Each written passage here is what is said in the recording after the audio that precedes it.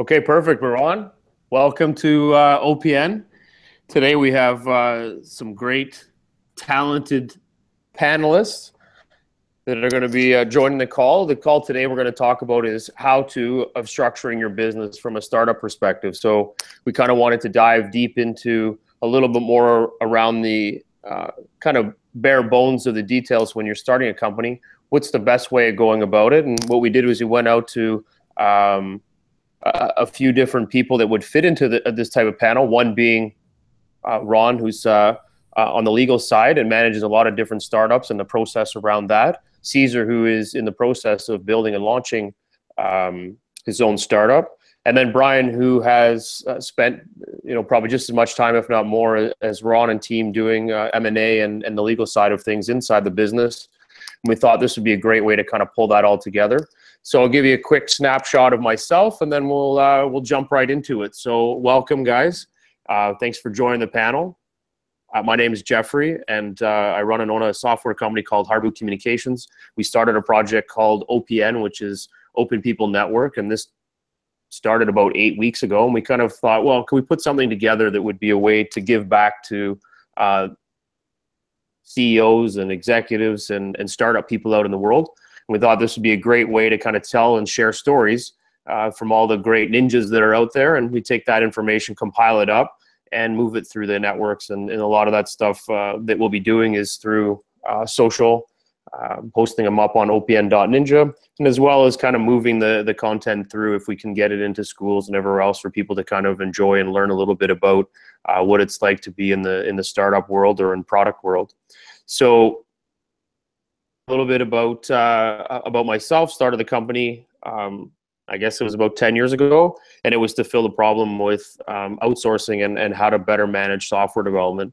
And from there, we've started into a lot of different verticals in software world, but more extensively helping businesses and startups build their code to get into their new space. And some of the other things that we've done on the side being investments and whatnot. So one of the things that I like to do when I throw this out to you guys to give a little bit of background and detail around yourself is think about one thing that nobody would know about you that you want to share. We've been doing this in the past, and it's quite fascinating, some of the things that people share. So as an example, I've probably already thrown out a bunch of them, but I guess one of the newer ones, or maybe that would be interesting, is that I now work teaching business and soon to be some entrepreneurial classes at Seneca. So it's kind of a different realm, but in the same context of giving back. So to move forward, I'll throw this over to Ron, and maybe Ron, you can jump in, give us a little bit of information about yourself and where you're from and what you've done. And then one little tidbit of information we wouldn't know about you.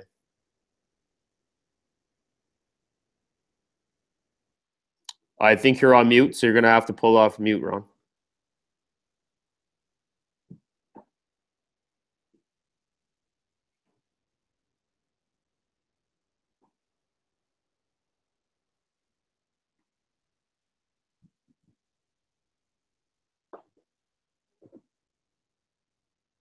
Caesar, you can jump in. I think we're having some audio difficulties, so maybe you jump in. Yes, for sure, yeah. Well, Jeffrey, thank you very much for having me in this webinar.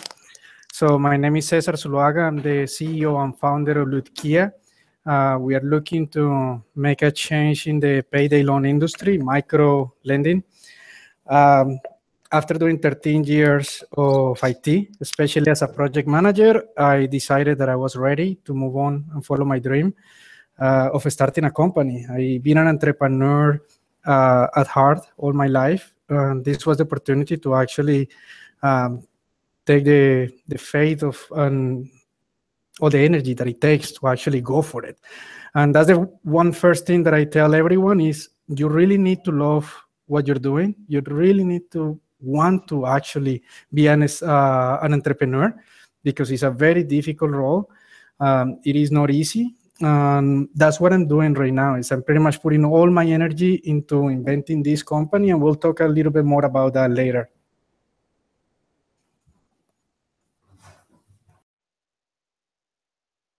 Maybe you can throw one little thing about yourself that nobody would know. apart from being a project manager and an expert in IT, I also dance something just salsa. off the wall different. I dance salsa. I like salsa. Awesome. I could move my hips. Oh, you have no idea what you just mentioned. You've never seen Ron dance, but you're going to be in trouble. There's going to be a dance-off. Ron? Yeah. Ron, you're okay, up. You're sorry up. about that, guys. I had some technical difficulties there. My name is Ron McKenna. I'm a corporate lawyer. I had my training on Bay Street, so I was on Bay Street for 8 years. I was initially a tax lawyer, so I did that for 3.5 years, and through that I started working with startups out of Waterloo at the time, sort of structuring their investments and things like that, and quickly moved over to more of a corporate lawyer on the VC side. And then once I started meeting more and more startups, I left and started my own firm. I did that for a few years, and then I've joined up with a few firms since then, and recently just returned back to my own firm, where I think I can better, serve the needs of startups themselves. One thing about me, I've run the Boston Marathon twice. So it's amazing. That's awesome. I had no idea. I like it. I like it. All right, Brian, you're up.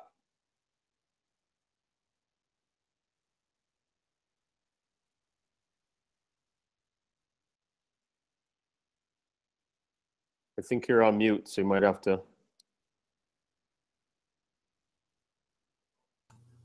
We're back.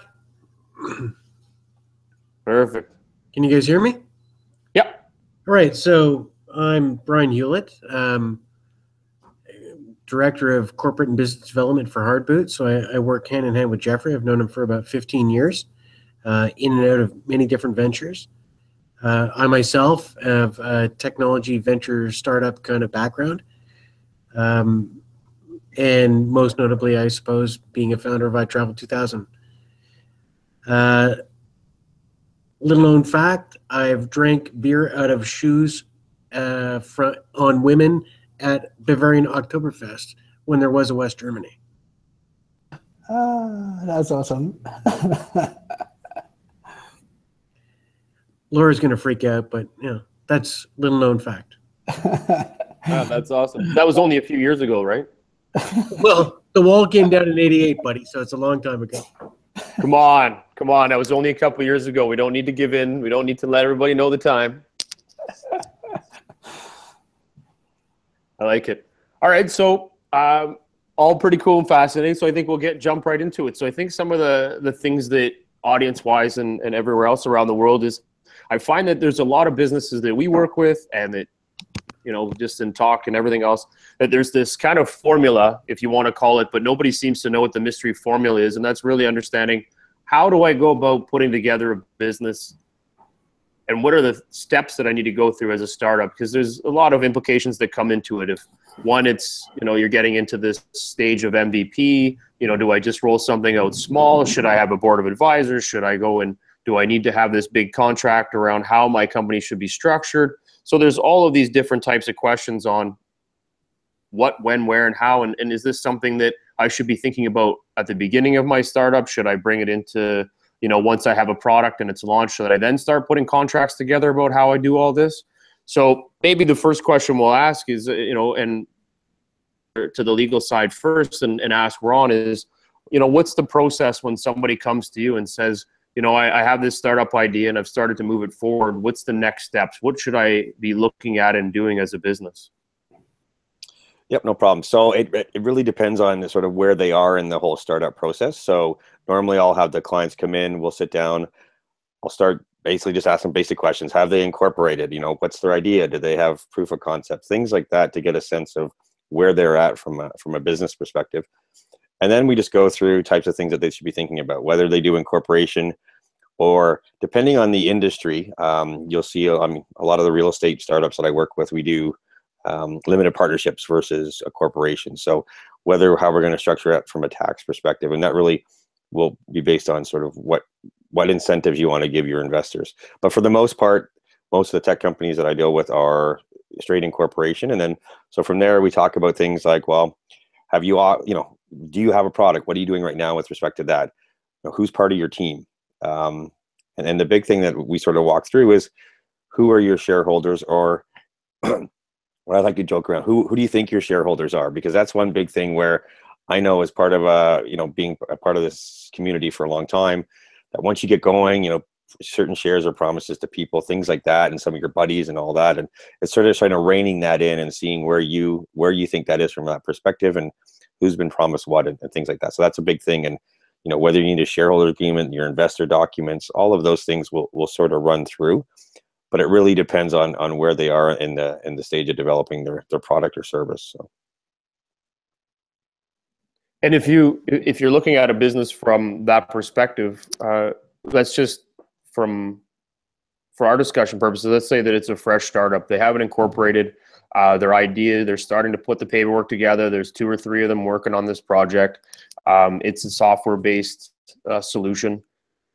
What's that next steps for you? Where do you kind of go from there, while you're sitting down and starting that consultation? Is it, you mentioned that you have shareholders agreements, that you have different ways of structuring them. Is there a cookie cutter solution, or do you really have to peel back the layers to better understand how this 3-way partnership is going to work, and then where the money's coming in from and how that investment works? So how do you approach that? Yep, no, good question. So let's use your example of the three buddies getting together to start a company.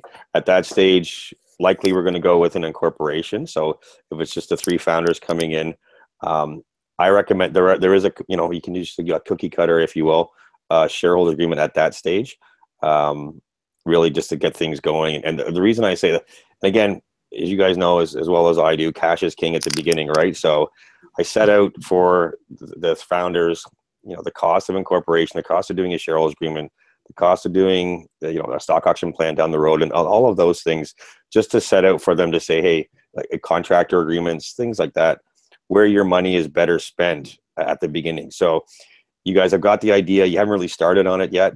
My advice to you there is we get a quick incorporation done for you, a quick and dirty shareholders agreement. And the reason I say that is because I've seen it happen many times where the 3 guys will get going, and once sort of product and proof of concept's going, people's minds sort of forget about history, and there's maybe some revisionist history as to what was the deal amongst the 3 of them and things like that. And so that's why, just to get something, it can always be amended. And that's the one thing that when we go through this discussion in terms of the legal stuff, your shareholder agreement can always be amended. And the more sophisticated investors you bring in, it will be amended. So, so to get started, to use your example, Jeffrey, let's get the incorporation going. Let's get the quick and dirty shareholders agreement for the 3 guys to get started, or women. And then I would just have contractor agreements for the 3 individuals coming in as well. And sort of setting that out in terms of what their scope of work is, each of them is going to be doing, and things like that. Well, I'm not even the lawyer in the room, and like I'm all over that, because you're absolutely right. It's about there's an old Irish saying, you go home with the girl that you took to the dance. So it's about, even as raw and certainly amendable as you go through financing rounds and you bring on new third-party shareholders, all of those agreements are going to change. But the nature and the quality of your partnership will start with a firm understanding in paper around what your 3 buddies, including yourself, all agree is the deal. Yeah, I couldn't agree more. I believe the only thing that I will add to that is know the people that you're getting into first. So before you start programming, developing, or thinking about numbers, is hang out with these people in a professional way. They could be your buddies. You guys probably play soccer together, or whatever you do. You probably went to high school together. It doesn't matter. One thing is to hang out. Another thing is to actually work together. So start small, get to know those people first, know their characters and values out of the friendship, because you're going to be hooked with these people for years and years and years if the idea works out to be a good business. So know your people first.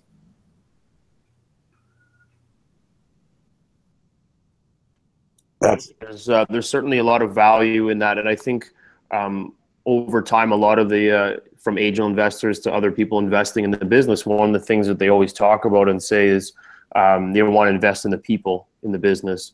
And I think that a lot of the time that kind of gets pushed to the side when you're looking at numbers and you're looking at the excitement of the business, that you don't always look at who are these three people running the business. Do they complement each other? Do they work well with each other? Do their skill sets fit well? And maybe Ron, you can touch on that, because I'm sure you've gone through a few times with different businesses that come in with that great approach. They have 2 or 3 people that are working the business, but their skill sets maybe don't match up properly, and then you end up having conflicts. And maybe that's where you're going back and looking at how to change and modify these documents, if not move people out and shift business around. Is that something that you find more common because they haven't taken that approach where they've started to learn early on how to work together?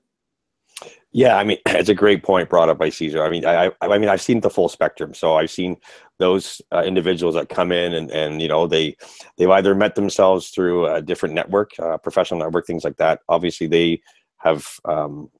I find it easier for them to establish themselves in which role they're going to play. The high school friends that Cesar brought up as a good example, or I mean, I've had people come in and, you know, the 3 of us were sitting over a glass of wine on Saturday night. We come up with this great idea, and so. Those are the individuals. When I start hearing that, I sit down with them and I just sort of walk through, you know, what your life's going to look like starting a business as a startup and as a founder. Who's going to need to do what, and whether you have like you said, Jeffrey, whether you have those skill sets. You know, the 3 of you may have come up with a great idea. Well, who's going to develop that? Who's going to be, you know, who's going to do marketing? Who's going to do sales? Things like that. If they don't have the aptitude or the skill set or the background to do that, well, then I sort of walk them through, well, here's who you probably should be speaking with to get assistance with that. You know, you guys can take on different roles, but it's those people who, you know, are sort of friends first and have come up with an idea. And I've heard some great ones, but when you sit down with them and sort of talk through it and sort of whiteboard out for them what their life's going to look like over the next few years, you really get down to whether they have the skill set. And if they don't, then, you know, as you know, Jeffrey, we have a network that we can introduce them to a lot of people in that realm. So I think for sure. I think Go ahead. that is that, you know, we all know based on our backgrounds that this takes a lot more than simply having an idea because I fell down in the bathroom and hit my head on the sink. And early on, you do the deals and have the discussions and involve the people that have the skills that you need to progress it, particularly when you're on a budget and perhaps you haven't taken down any sort of significant angel investment, and it's really just down to sweat equity. So roles and skills change along the way, and it's crucial to, it goes back to my earlier point, what Ron was talking about. It's about having some clear paper around what that original agreement was, what everybody understands their role is to be, and what work they're going to perform and contribute, because it will change. And there's nothing worse than getting down the road and, you know, if we're being responsible and fiduciary, or responsible to our fiduciary responsibilities as runners of companies and CEOs, then we know that people come and go. But we need to make sure that at these early stages, the relationships and what the residuals are around those people change, because we have to, everybody contributes, but not everybody gets to the finish line, right? For sure. And I think to kind of pull that all together, I think that, so the key learnings is that no matter how you start this business, the ideas that you come up with or where it takes you, the first thing is to understand the people. And then the second thing is that everybody goes into every business and every idea with best intentions. But we all want to make sure that we're going to be able to produce the best thing and we're going to work well with others. But unfortunately, that's not always going to be the case. People have different ideas, different directions, and different agendas, regardless of where we start. So that paperwork does become crucial. And I think that's that always seems to be the fear, because that paperwork is the first cost. I think in any business, it's really the first hard cost that you'll experience. And I go back to myself when I started Hardboot 9 years ago. Started a small business probably 15, 20 years before that. So that was an easy registration. But when I decided to move forward and do that incorporation, the first thing was that I had to spend dollars to have all these legal contracts and legal paperwork put together, and of course incorporating. And that's your first hard cost, and it's the first taste of being in business, and you're like, oh my God, this is so much money just to do X. I can wait and just move forward without it. So I think that we're all summarizing the same way, that says, you know what, regardless, love the people you're working with, but you got to put the paperwork together to start that new direction, and then let it expand from there and go back and figure out how to work with it. Yeah. So The best partnerships are in the best paper. And to your point, Jeffrey, that first bill from a lawyer to add structure to it, there's a flip side to that. That means everybody just got serious about what we're actually doing here, as opposed to speaking about it over a pint of beer. Yeah, that is correct.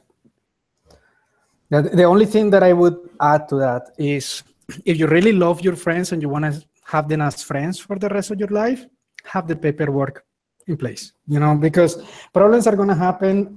There is nothing you can do to avoid them. When you're working with somebody, especially in a startup, you're going to be spending a massive amount of hours discussing with these people. And being in a friendship, the last thing that you want is to create an enemy out of your best friend. Have your paperwork in place. It's extremely important. After you do it once, you pretty much have to just copy and paste, just keep it up. So do that first, and you'll save family and friends relations. Yeah, and I would agree with all of that. And one thing I would add, and Jeffrey, you hit on that as well, on the whole cost issue. I always say too, when clients first come in, especially like the quick and dirty, let's get things going for you, let's get that shareholders agreement in place, is that, and I appreciate this, I've started a few companies myself, like I know that there's that initial cost that sort of, you're like, wow, that's a bit more cash than we have right now. And I always say a shareholders agreement at that stage is one where you get it done, you put it in a drawer, and you hope you never have to rely on it.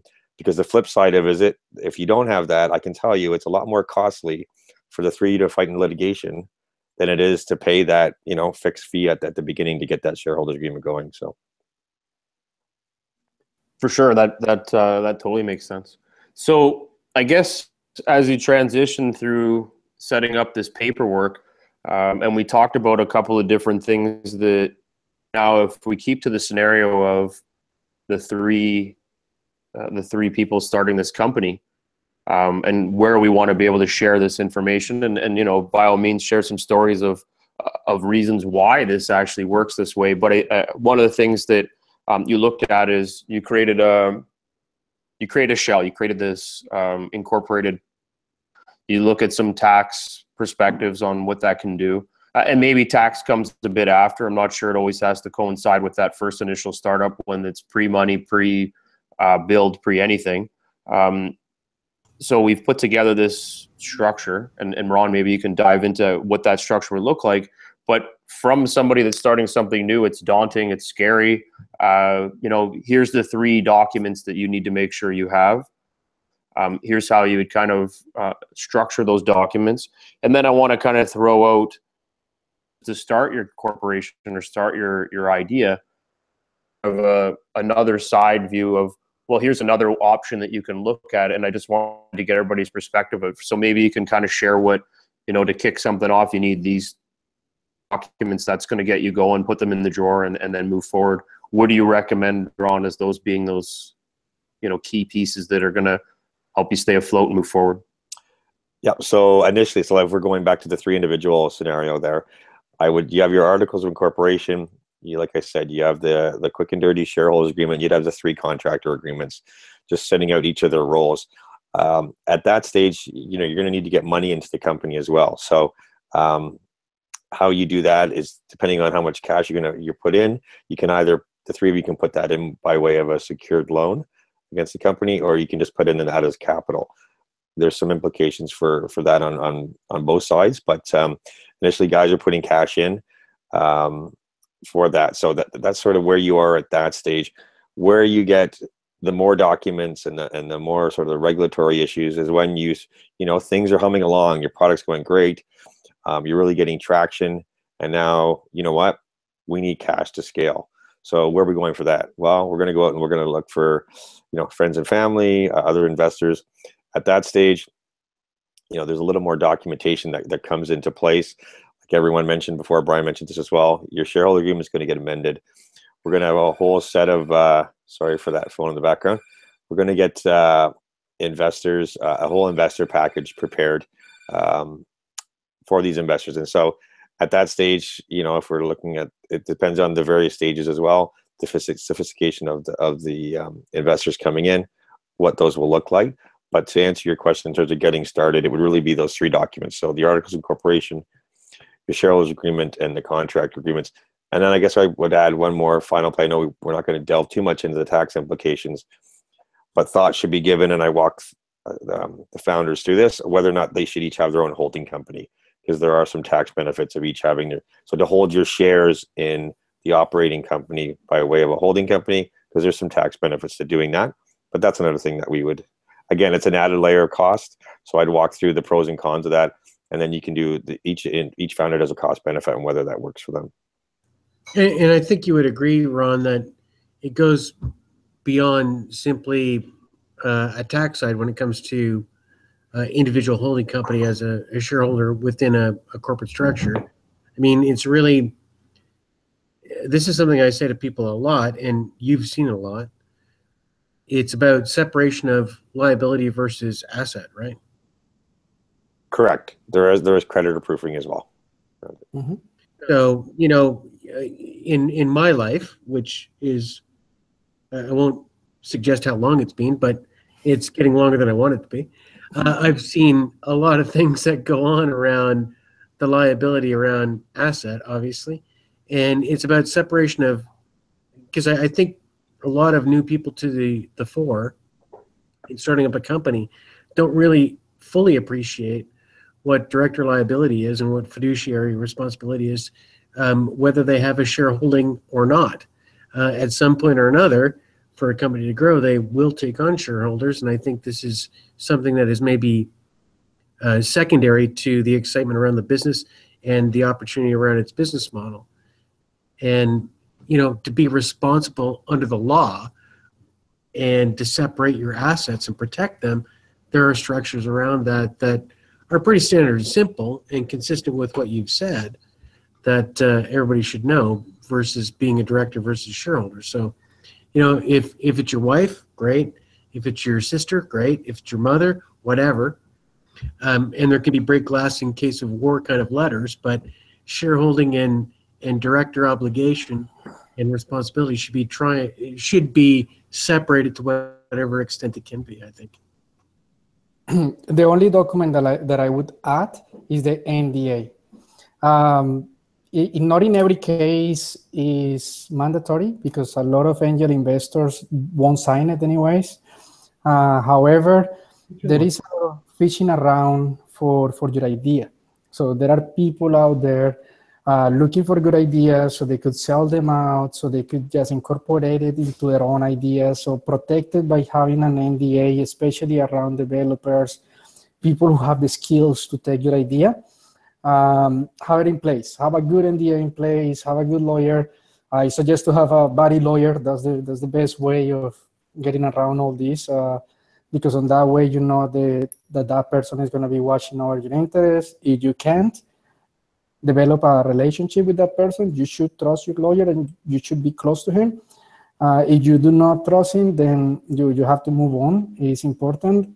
These paperwork are going to define that if you hit it big, you're going to have some company left at the end of all the investments. And I'm saying that because if your company, your idea, your startup work out, more people are going to join you and they will want to buy and they will want to have a little piece of your company.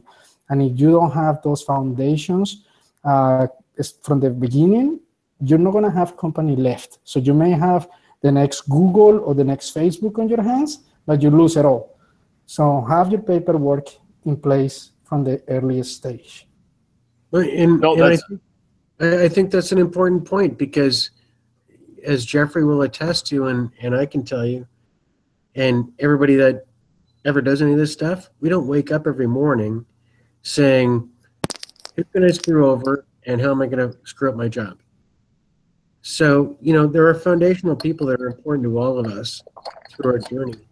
And nobody ever wants to disadvantage them around what was the original concept and what we want to move forward with. So the paper, as you point out, Cesar, is something that is a bond between the people that came up with this and where it may end up at the end of the day. To an earlier point, not everybody that started may be left, but it's in any good ethical entrepreneur's interest and motivation to want to make good and whole all the people that contributed. And that actually brings up a great kind of next question that I would have, and I think this, and I've seen this throughout the years, and maybe it's getting better, but and Brian, maybe you want to take a stab at this question first, but it's. You're talking about when greed comes to money? Yeah, I can probably. That's pretty much the topic of where I wanted to go, is that when I structure the shareholders agreement, or I structure the business between these three individuals, everybody wants to have equal share. Everybody wants to be, I need to have this much percent, and I need to need this, and we're all equal playing field, and you know what, we're all buddies, and we're all going to work the best. And you know what, at the end of the day, that's, you know, call a spade, it doesn't work. That's not really the way to run a structured business, is that if you have three people, it was three equal opportunities, there's always going to be someone that has to lead. You always need a leader in a business, regardless of 5, 6, 1, 2 people, you'll always have that leader. So how did you go about it in iTravel? You know, you had original owners, investors, and how that all built up.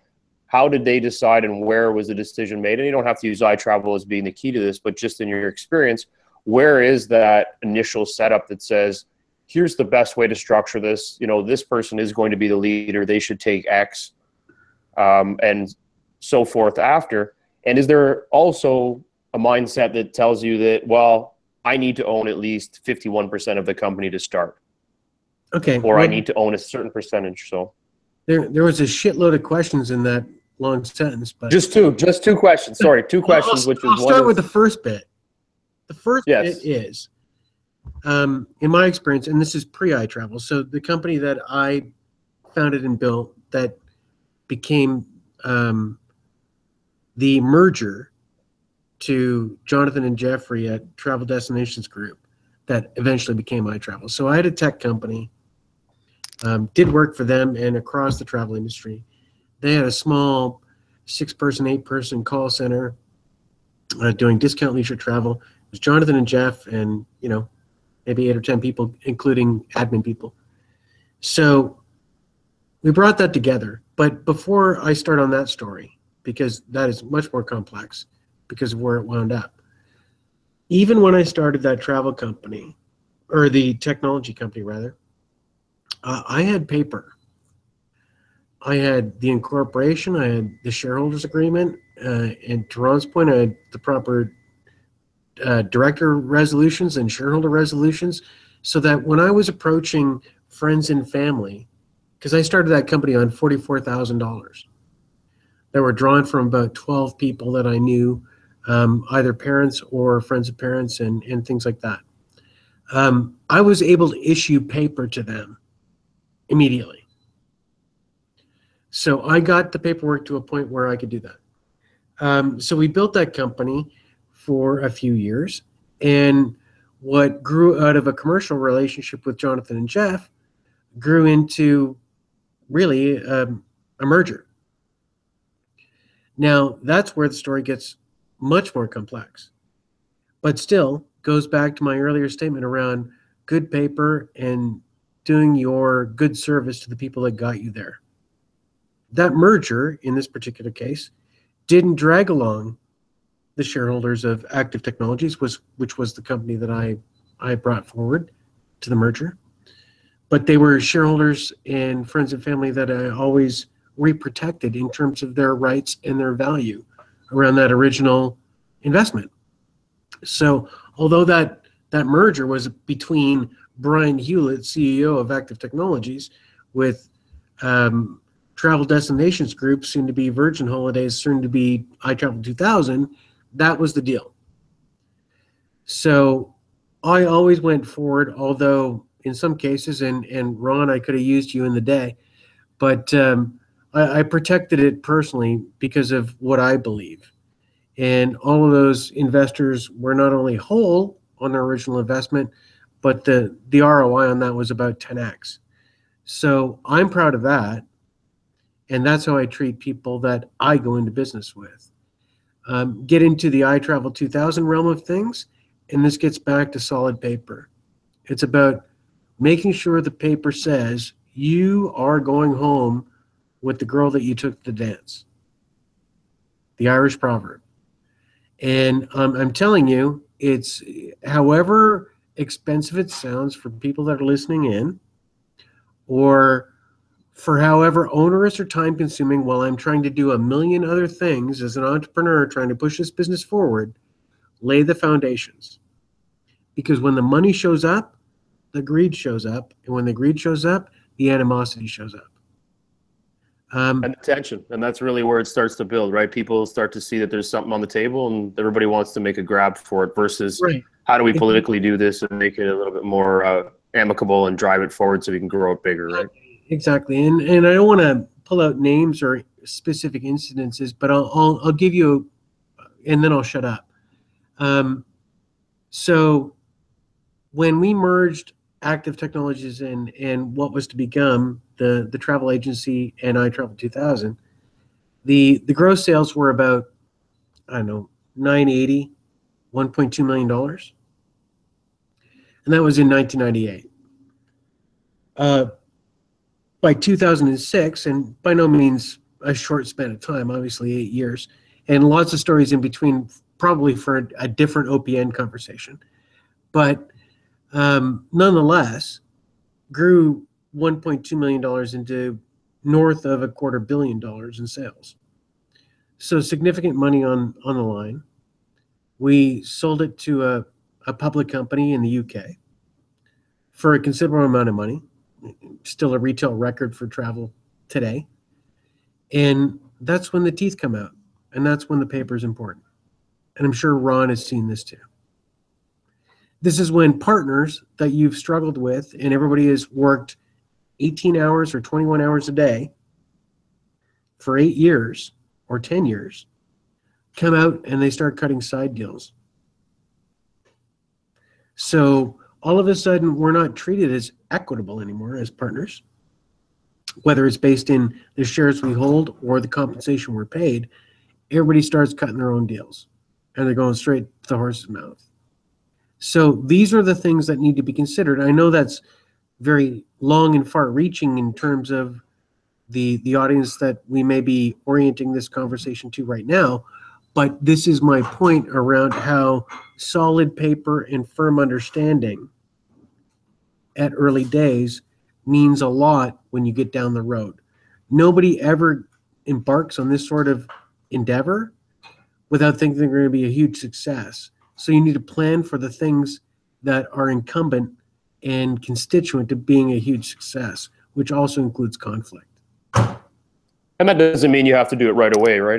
Those things grow, as you said. We can alter and update and make the changes that you need as you start to grow.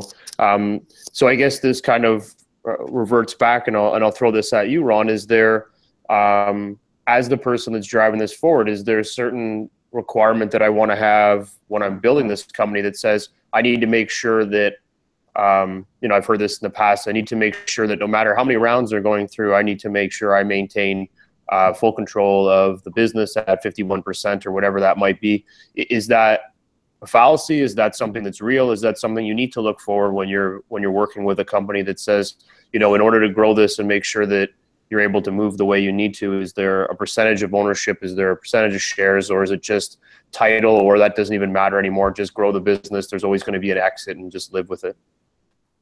Well, I always say to clients that if you have a product or a service that's going to generate enough sales right out of the gate, then you can make those, I need to maintain this 51%, or I need to maintain a certain level or percentage.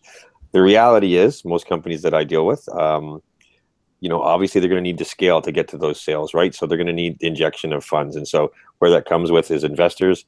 And I can tell you where I've been in meetings where, and again, this is your baby, right? You've created this, and I can see it in their eyes. They're like, there's no way in hell I'm giving up you know, a certain level of a percentage. But like I said, I've been in meetings where the investors are just looking at the guys or the individuals and just saying, listen, if you want the cash, these are the terms upon which we're going to invest. So it really depends on, I mean, if you can bootstrap it and to a point where you're generating enough sales, then you can make the argument that you're going to maintain a certain level.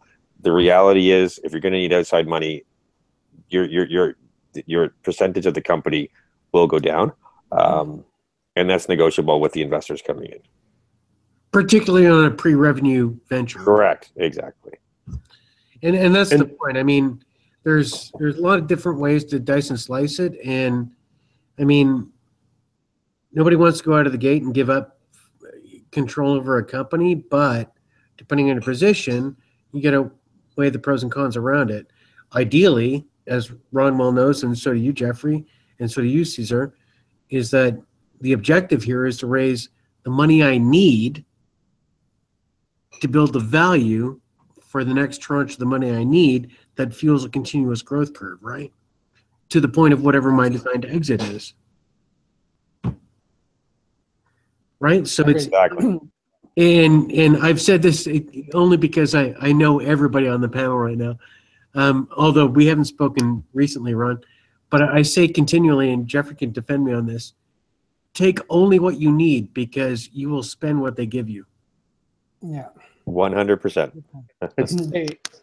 Totally agree with that. Okay, good. Sorry, just to add something quick. Whether it's on crazy chairs or fancy desks, you will spend it, but only take what you need. My particular approach to that is you have to build a good, reliable, strong team around you. The journey of an entrepreneur is a difficult one, and it's one that should be shared with other people that are talented and they have the same goal set, because you need that energy. At least in my case, I don't want to get to the final line and feel that I'm alone. I don't want to be there celebrating with so much money, but then alone. That's not what the final line looks to me. Like, what I'm really looking for is to share this road with excellent people, successful, smart people that I'm going to enjoy this trip, that I'm going to enjoy this travel. Plus, if you don't have that core team with you, it's you against the world. And the investors and the rest of the people know that. And they're going to be hitting you really hard. I'm going to give you an example, and it's the Navy SEALs. You don't see one superhero Navy SEAL going and taking, a whole army on himself. You see a team of Navy SEALs going into an operation. So I believe that trust that you build with your executive team is pretty much the same basis. You need to trust. You need to be able to go straight for the kill or whatever operation it is, knowing that your executive team, your partners are going to be covering your back, right? So that is what I'm looking for. I'm building a team that I can rely upon, and I know that they're going to be covering my back while I go and focus on getting that next seed round or Series A or whatever that is called. You want to have a really good, successful team with you. And that doesn't come from, well, we used to drink together and hang out and eat chicken wings, so that's why we are a great team now. It comes from having difficult challenges and overcoming those challenges together with your team. So you build that, develop that. Yeah, you're absolutely right. And to that point, although perhaps some of the people that might watch this at any point in time think that startup is about build, buy, and sell quick, I can tell you that iTravel 2000 was an eight-year-old startup. So the people that you have on your team and the people that are core to your team, guess what? They're next to your wife or your partner or your significant other in terms of your proximity to their life every day, 24 hours a day. This is not a build, buy, sell in a short-term endeavor.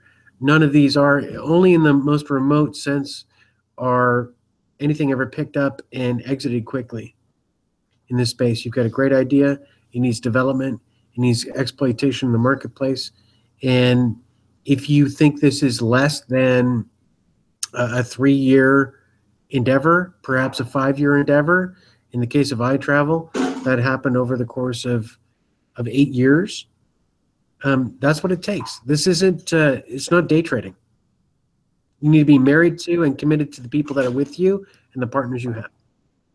And you'll find too that as you're starting to grow and building out these, about building out your business, you'll start to find that just like anything, people decide they have to move on too, right? They're not challenged. They're not getting the right exposure that they require to grow, or they're feeling that they need more control, or their ideas aren't being heard. So people are going to change jobs like they do anything else, regardless if they're an owner or not. And that's just part of business, and we all have to accept that. And I think that, you know, I'll speak back to when I first started, and when I guess it would have been my second employee that worked for us, he was leaving, and it felt like the most detrimental piece of the puzzle that was shifting, and the panic set in, like, oh my God, the world's falling apart. Well, and you feel a bit betrayed too, right? Yeah, you're like, I can't believe this. This is amazing. We had such a good bond and relationship, and you're leaving. Like, it's been 3-4 years. What's going on? And you know what? You learn from that, like, that really anything can change, and it really does need to change. And I find that nowadays I look at change as being a good thing. That, you know what, I appreciate everybody that's come in and out of the business. Obviously, you have people that are fantastic that hopefully they don't leave, and those people are what build the base of your business, and you grow it from there. But I think that really does play a big part. And obviously, in summarizing with the paperwork and how you manage things, I think that we certainly have to keep our mindset on the end result and where you're trying to go. And really, at the end of the day, as being a leader in your own business, that's the key to all of it, is that you, as the person that are running this, know where you're going to be going in the end. And everybody that's going to come in and out of there, you're always going to end up, like you said, Caesar, at the end on the finish line, you're going to end up with that great team. It might not be the same team you started with. There might be a few people there, but when you do get there, it's going to be great because you're able to drive it that way. So I don't think it'll ever be the team you finish with, depending on what that longevity is. But I think it brings up a really good direction of the conversation, Jeffrey. And I'll point it to Ron to get his early views around this. But it's about, we all know, as you just were alluding to, that come and go, our jobs as business leaders, whether they're in startup companies or growth companies, or certainly private companies, is around attracting talent, right? What is the magic number around attracting that talent? Now, compensation dollar amount aside, what does things like ESOP look like today acceptable to market, Ron, for employee stock options, and how does that work? Both from a founder standpoint, because you have founders that are looking at, well, if we're throwing out all these options, I'm feeling like we're getting diluted, but on the other side of the coin, they should be equally invested in the ESOP. And I don't think a lot of people, until they get to that point of a certain level of scale, even start considering that sort of stuff, or even understand how that works in terms of investment and how that relates to dilution. Right. So when you get to that, let's go beyond the 3 individuals. Now you're bringing on talent, and you may have some cash to pay them, and likely you're going to give them options and maybe a little bit of cash. So if not to get too technical, but on the issued and outstanding shares, so how many shares you're going to have issued and outstanding, as a percentage of that, it's likely 10 to 20% that you're going to save for your stock option pool, depending.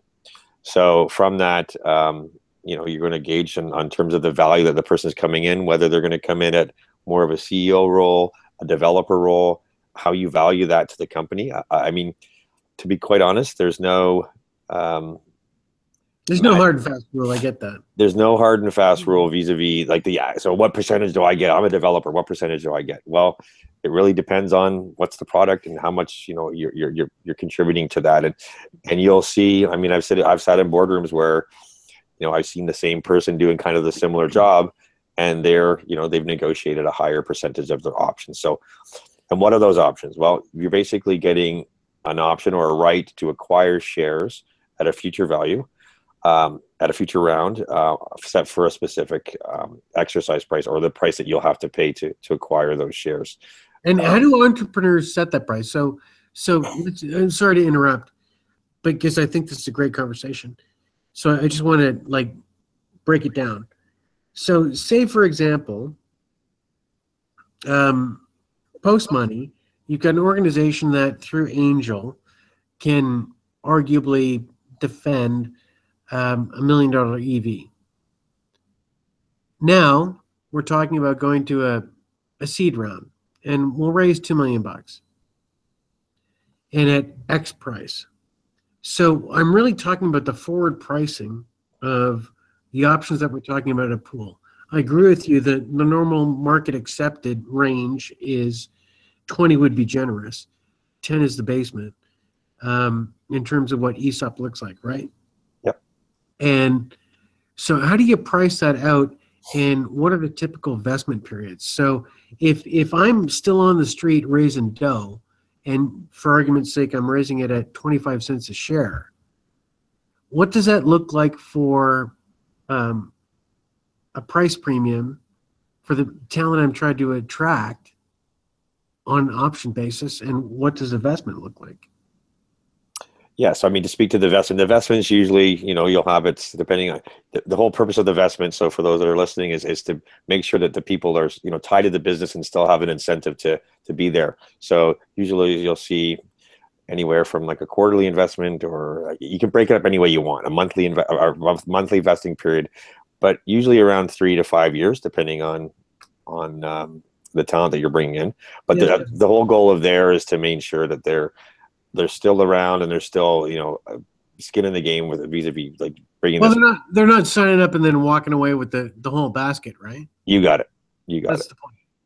And so, I mean, from a tax perspective, this really gets into a tax play as well. So because from a tax perspective, in a corporate perspective, when you grant those options, in terms of the value, there is going to be some tax issues that you're going to have if you're taxing below what the current market value is. From a technical perspective, you have to grant the options at an exercise price at the value of the shares at that time, and the company at the time they're granted.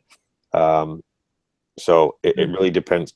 That's a really good point, because so if we were to put up a second option here, and option is only related to the same word, a stock option from an employee stock option, like conventional employee stock option standpoint, versus a stock grant, there are tax differentials and considerations that are between the two. Yeah. Yeah. Granted stock versus an option for a forward buy. Right. I mean, I think that's a whole OPN in and of itself. Probably a new OPN. Sure, I'm taking you guys down the rabbit hole because I really haven't talked to Ron for a while. I'm really engaged here. We could have about 10 OPNs for everything that can come up in this whole process. Sure. I warned you need to cut me off, man. Okay, so the only thing that I want to comment on that one is my own approach right now is do not offer anything up front. First, get to know a person, if they're interested or not, and ask them for some volunteering hours. So come, meet the team, work with us a little bit. We're not asking for a week. We're asking for assign 15 hours of work and see if there is a good chemistry in the team. See if this person is really motivated. If this person is motivated and he likes your idea, he's going to go for it, because he's not looking at the dollar sign. He's not looking at getting paid per hour. If that person say, well, no, I really cannot do it because I need $60 an hour, so pay me $1,000 and we'll do this, right away. That's the moment that you say, okay, goodbye. This is not going to be a partner. This is going to be a consultant. And if you're in a startup, you don't need consultants unless you really know that you're getting some value and it's exchange of skills per money. Right? If you're really looking for partners, you're not looking for somebody that is putting the dollar signs in front of you before joining. That's a huge red flag to me, at least personally. If somebody comes and say, well, I'm going to need this amount of money, and it happens to me multiple times. I have good relation with high executive people. And some of them were like, Cesar, we love the idea. I'm willing to help. I don't have much time, but count on me for this and that. Some other people say, well, I like the idea, but if you want me to go and start looking into this, and this is my fee. Those people are the ones that you say, okay, thank you very much, handshake, bye-bye. You know, like you don't want that. You don't need these kind of people around you. Look for partners at first. And those partners, they should be willing to join you and work with you a little bit at least so you could see the chemistry. You need to see that part. That's my intake on that part. How do you find those people, my friend? I know you've found us. We're good friends now. But yeah, how do you find those people consistently? Because talent in this market that's an excellent question. Hard. It's hard. Excellent. Thank you. That's an excellent question. And first, it comes with assessing the skills at first, right? It's trying to, and I'm sorry, my friends, but cut through the bullshit, you know, because there is a lot. I like bullshit. But there is a lot of that. I like the people that use the word because now I know we're talking honestly. Yeah, and you see, like for a guy like me that has an accent, the last thing that I want is I want somebody, because they speak nicely, to come and try to wrap me around their whole, you know, why I need them just because they speak nicely, right? And I got a lot of that, right? But how do I find people like that? It's easy. You build those relations over time and by going social. Social doesn't mean Facebook, Twitter, you know, that's okay for marketing wise, but what you really need to is you need to go to the places where entrepreneurs are. Start hanging out with entrepreneurs, spending time with them. You need to go to seminars. Find in your city seminars that are related to entrepreneurship. And go in there. It doesn't matter if you have an idea or don't. Maybe you don't have an idea at this point, but go and hang out. And if you do have an idea and it's big, but it's something that, for example, going to Jupiter, you know, it's not going to happen now, but, you know, if you want to go to those entrepreneurship seminars and say, well, that's my idea, go and do it. But you want to meet people, you want to hang out, you want to handshake, you want to listen. 90% of this is listening. If you are spending 60 or 70% of the time talking, then you're losing, because then you're not really capturing other people's point of view. You're actually giving yours. And you could do that by looking yourself at the mirror every morning. So go and listen. That's the most important part. Get relations with other people that are entrepreneurs. Ask them, you know, do you know people that are doing this? Can you introduce me to other people that have my kind of personality? And that's how it happens. Well, and it's certainly that's where you find like-minded people, right? You do, and you're going to, over time, you're going to build up people like everybody on this call, obviously because we've all worked together and we've all been friends for a long time too. I think a lot of it does come from what you're looking for and the people you attract at the same time. And, you know, there are a lot of people that will put their time into helping you get certain places. Everybody's time's of value. So you just got to have to balance out where that is. And sometimes it takes a couple of times getting together with people. I find that over the years, all the people that I hired that ever worked inside of our business, I had to be comfortable with. I had to know them. I had to have gone out with them. I probably had to drink with them. I probably had many drinks with them. I probably done a lot of things, but to me, it was a comfort level because I don't micromanage. So the only way that I could operate was that I had to trust that person at least enough that they could take care of those interests and grow that side of the business or grow what they're doing to be successful, and that I supported their success. And I think that's kind of in the same line or where Cesar was going, is that once you start to find those people, they will come to you and they still will grow. And, you know, you still have to monitor anything as you do that, but it's still an interesting way of growing your business, right? So another thing is do good things. That's an important point too. Yeah, but sorry to interject. I'll leave it to you to expound on this because I think we're all jumping in on the same thing. It's about how you move from I started a business to being the CEO. Exactly. Yep. Yeah. And that comes with comfort. That's experience. That's learning. There's so many components that come with that. And you know, at the end of the day, you might even find that you're not the right person to be the CEO, but at the end of the day, you got to grow and learn with the people that are with you, and they'll come to you as well, and you'll pick through the the crop and be able to figure out who's the best talent and the ones that are going to support your direction and where you're going. So it's nice when just you're not the choice. When you're told you're not, it's different. That is an awesome point. I really love that point. You know why? Hey, as a CEO of a startup, and I was told right at the beginning, you know, you're not the right person to be a CEO of this company. This company, Lutkia, is going to be big. It has everything that it needs, but you have an accent, you're foreign, and we need somebody else for a CEO. That was the first person that I said, no, thank you. Politically, buddy. And you know, for CEO. You know what I say? You know, I'm willing to compete with anyone, no matter if they have MBA, PhD, you put them in front of me. If they have the same energy, dedication, eagerness, and wanting to succeed as much as me, and they're more experienced than me, they could take the role. But I bet you that most people don't, because everyone is good at talking. Everyone is good at saying, yeah, I'm going to do this. I'm better than you at this. I have more experience than this.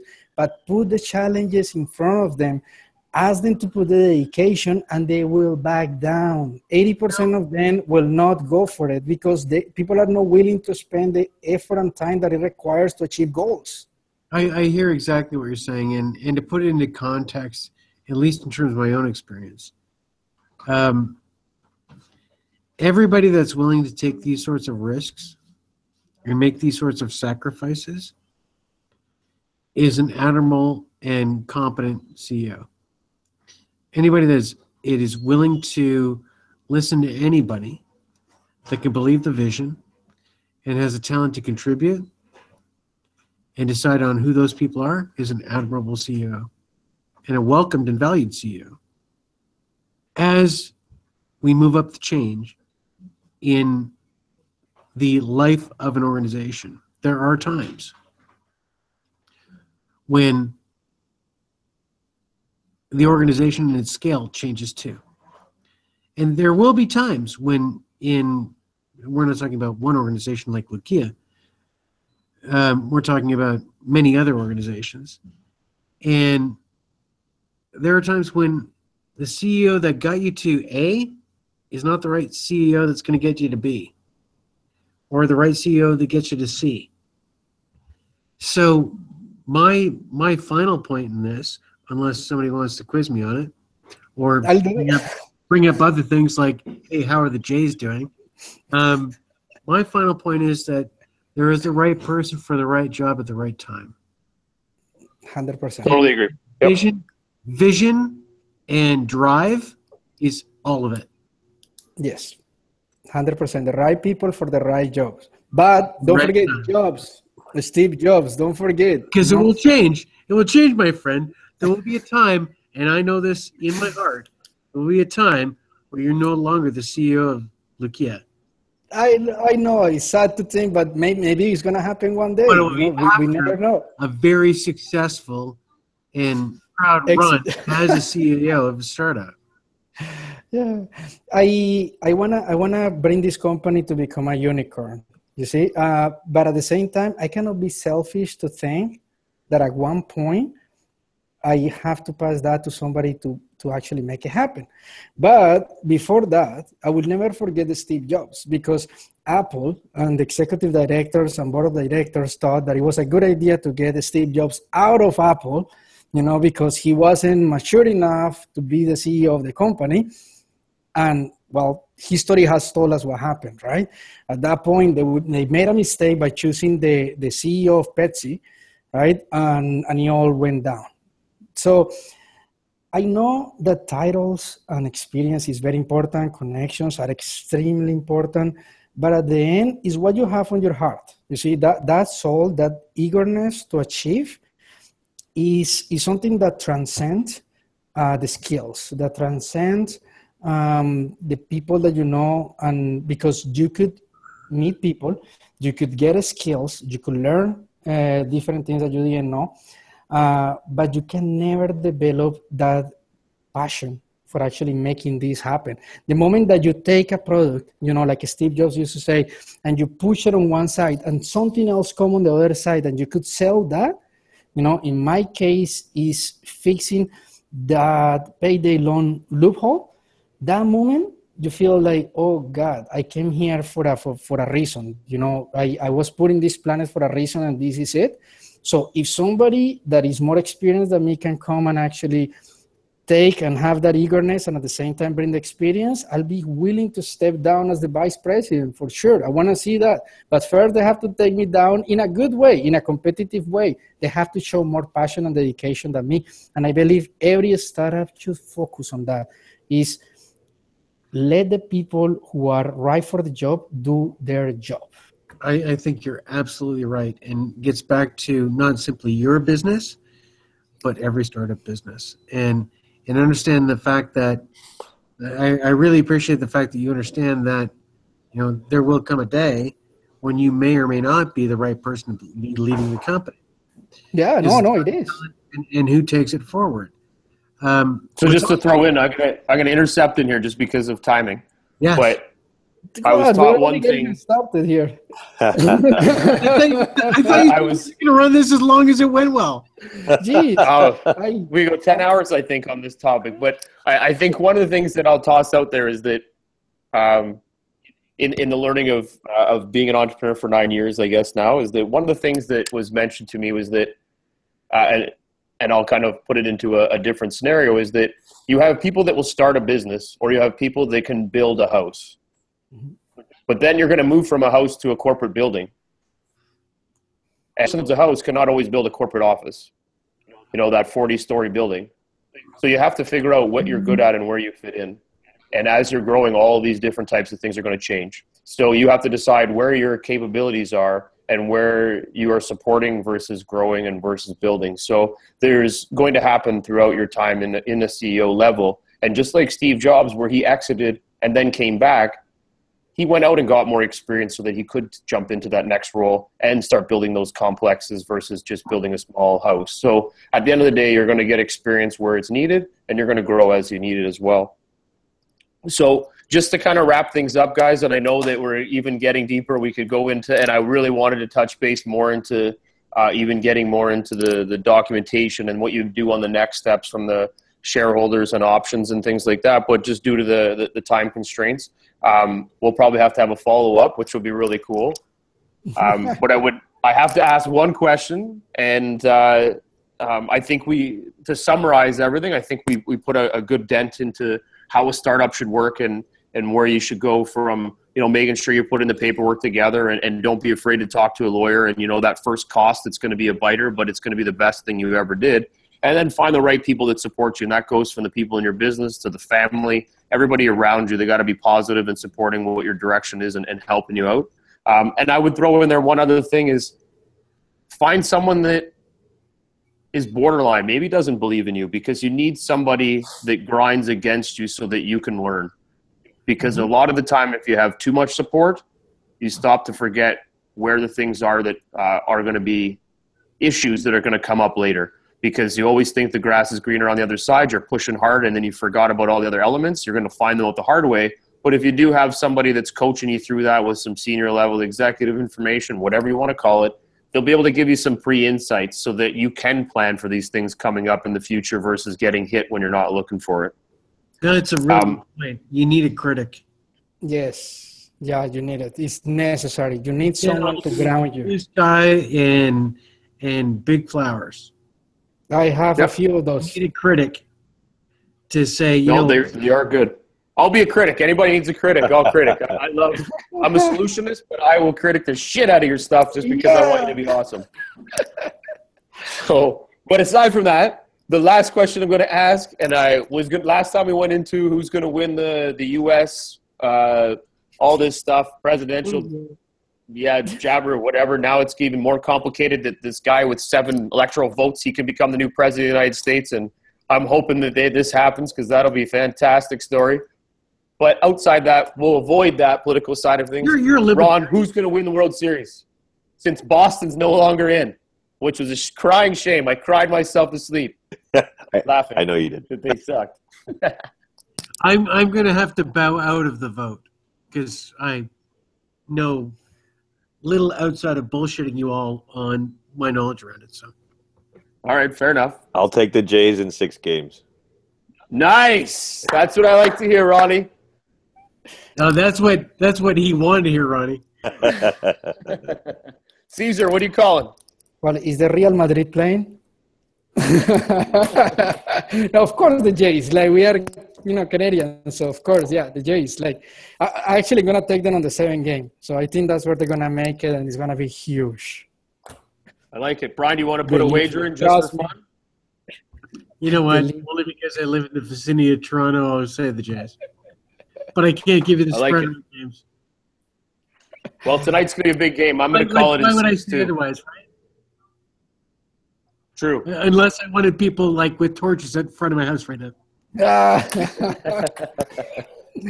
Reminds me. All right, guys. Well, I'm gonna let it all kind of wrap up now, and I'm gonna say I appreciate, guys, all the insights. I have a feeling that we're gonna have this call again. It'll be part 2, which is gonna dive deeper into all of these great details that we provided so far. I love the passion, love the energy, and I'm glad that you guys are able to jump on and share that.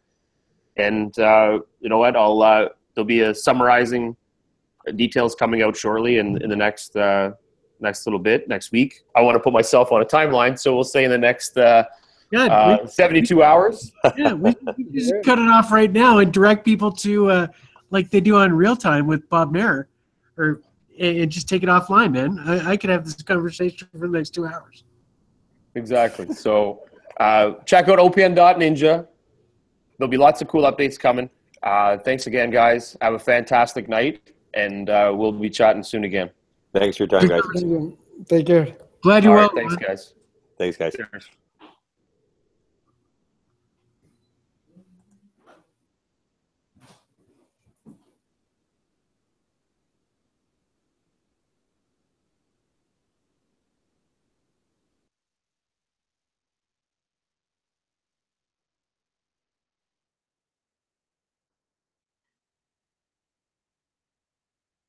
Okay, just to summarize quickly, gonna try something a little different. I know we got into a lot longer conversation, so what we're gonna do now is I'm just gonna give a 2-second capture of information for the next part. But I think overall the panelists were great. Ron with some great insights and feedback on the documentation that you need. Really put that document out there and make sure you have that shareholders agreement, your contracts for all the people that would be working on the team.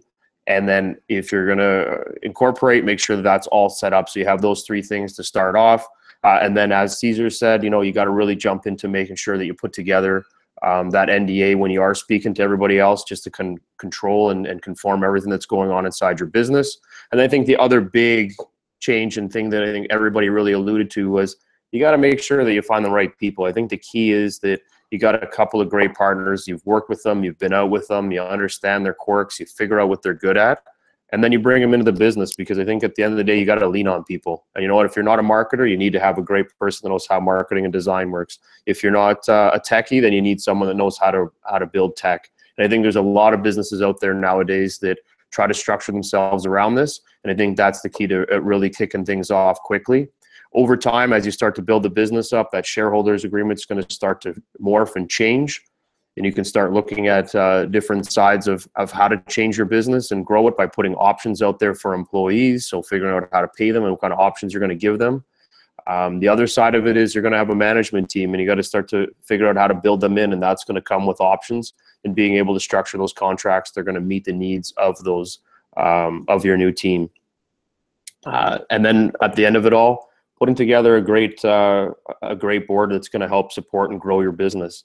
Looking for those people that support what you do. And as we mentioned, find someone that doesn't always agree with the things that you're doing, because that little edge is going to give you that extra view power into the future. And I think that's going to be key for the growth of your business. So I guess at the end of the day, look for great people, paper it up, and find a critic, because they're going to help you always support what you're doing moving forward. So thanks for checking into OPN, and have a fantastic night, and go Jays, go.